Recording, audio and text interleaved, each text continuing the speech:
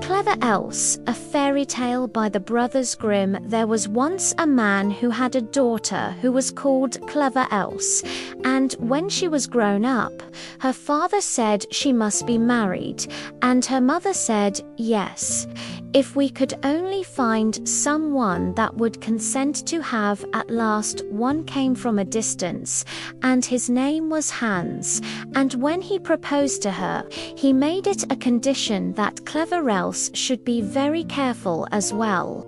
"Oh," said the father, "she does not want 4 brains."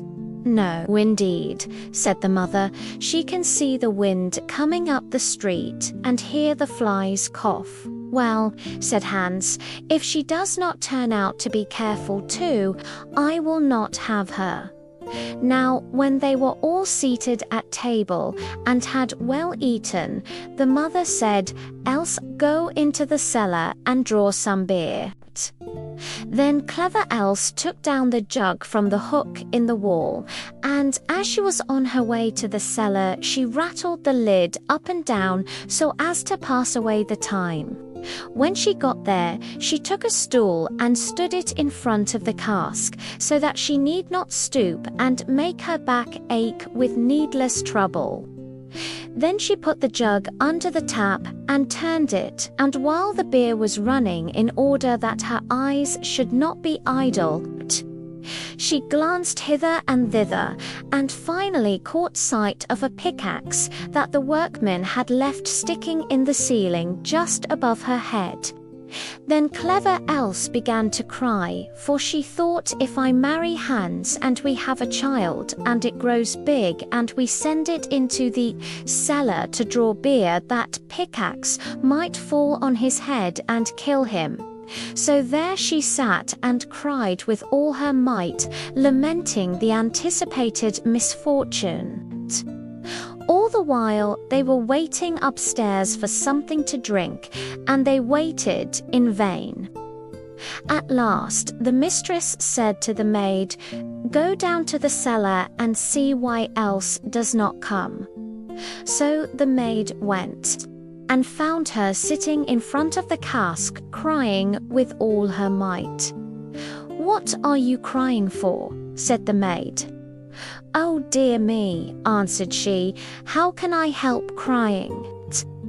If I marry Hans, and we have a child, and it grows big, and we send it here to draw beer, perhaps the pickaxe may fall on its head and kill it.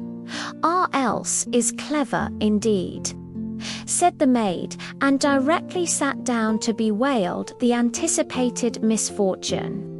After a while, when the people upstairs found that the maid did not return, and they were becoming more and more thirsty, the master said to the boy, "You go down into the cellar and see what Else and the maid are doing." The boy did so, and there he found both Clever Else and the maid sitting crying together. Then he asked what was the matter. "Oh dear me," said Else, "how can we help crying? If I marry Hans, and we have a child, and it grows big, and we send it here to draw beer, the pickaxe might fall on its head and kill it.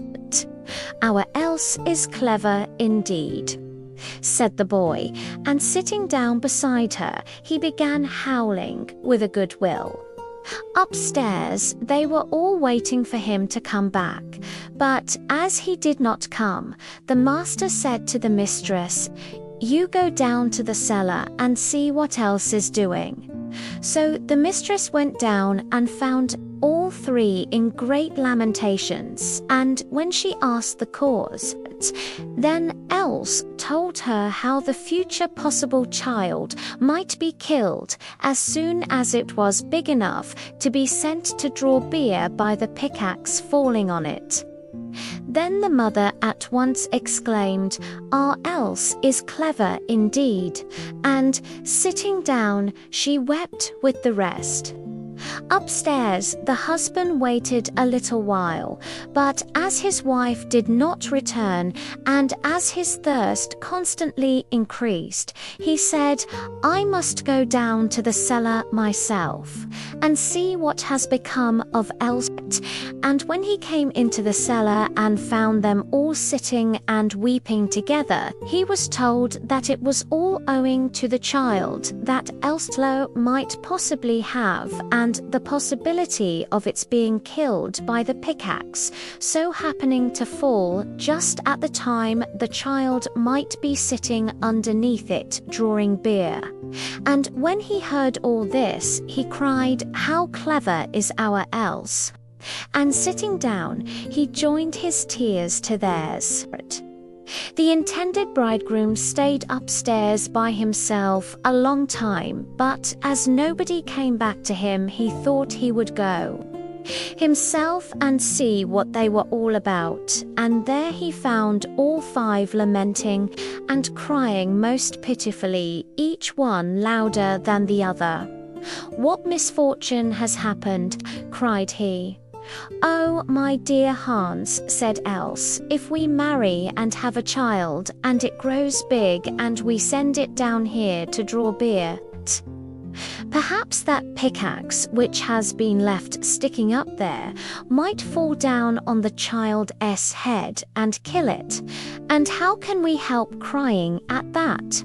"Now," said Hans, "I cannot think that greater sense than that could be wanted in my household. So, as you are so clever, Else, I will have you for my wife." And taking her by the hand, he led her upstairs, and they had the wedding at once. Clever Else. A little while after they were married, Hans said to his wife, "I am going out to work in order to get money. You go into the field and cut the corn so that we may have bread." "Very well, I will do so, dear Hans," said she. And after Hans was gone, she cooked herself some nice stew and took it with her into the field. And when she got there, she said to herself, "Now, what shall I do? Shall I reap first or eat first? All right, I will eat first." Then she ate her fill of stew, and when she could eat no more, she said to herself, "Now, what shall I do? Shall I reap first or sleep first? All right, I will sleep first." Then she lay down in the corn and went to sleep. And Hans got home and waited there a long while, and Else did not come. So he said to himself, "My clever Else is so industrious that she never thinks of coming home and eating." But when evening drew near and still she did not come, Hans set out to see how much corn she had cut. But she had cut no corn at all, but there she was lying in it, asleep. Then Hans made haste home and fetched a bird net with little bells and threw it over her, and still she went on sleeping. And he ran home again and locked himself in and sat him down on his bench to work. At last, when it was beginning to grow dark, clever Else woke, and when she got up and shook herself, the bells jingled at each movement that she made.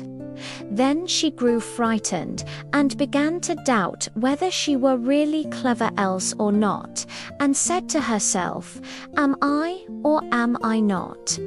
And not knowing what answer to make, she stood for a long while considering. At last she thought, "I will go home to Hans and ask him if I am I or not. He is sure to know." So she ran up to the door of her house, but it was locked.